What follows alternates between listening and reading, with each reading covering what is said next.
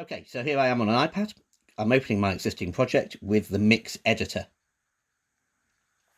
Now, what I want to do is create a track over my bass line. I want a guitar line over the top. So I'm clicking plus, I'm clicking MIDI instruments, I'm going to guitars, and I'm going to click acoustic guitar. You could click whatever instrument you want, that's totally up to you. Remember, to play in time, you're going to want the metronome. So you turn the metronome on there, go to settings and make sure you've got it on.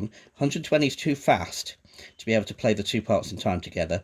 So I'm going to take it down to 80. I can take it down slower if you want. Let's go down to 60. So you want a 2-bar introduction so you know when to start. So here's count in, and I'm going 2 bars. Now I hit these lines here and I'm back to my keyboard ready to record. Now we use the bass C, A, F, G. You might have used a different bass, that's fine. And you remember when we did scores, we skipped a note over. So when the bass is doing the C, I'm going to want an E, and I could use C's and E's. When we had an A, I'm going to skip one to C.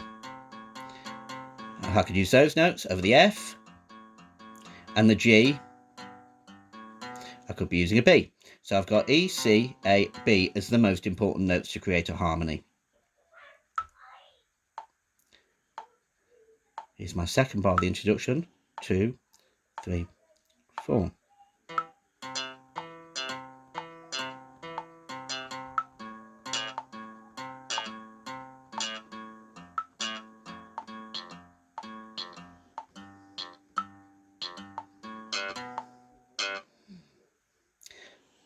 Now,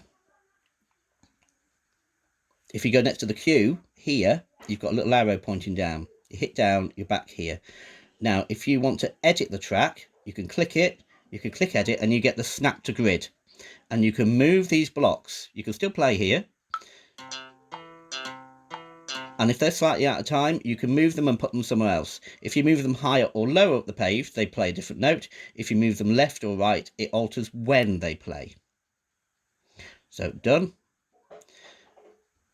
Now, if I want to, as per the other video, I can loop. And loop 4 times and have it repeated.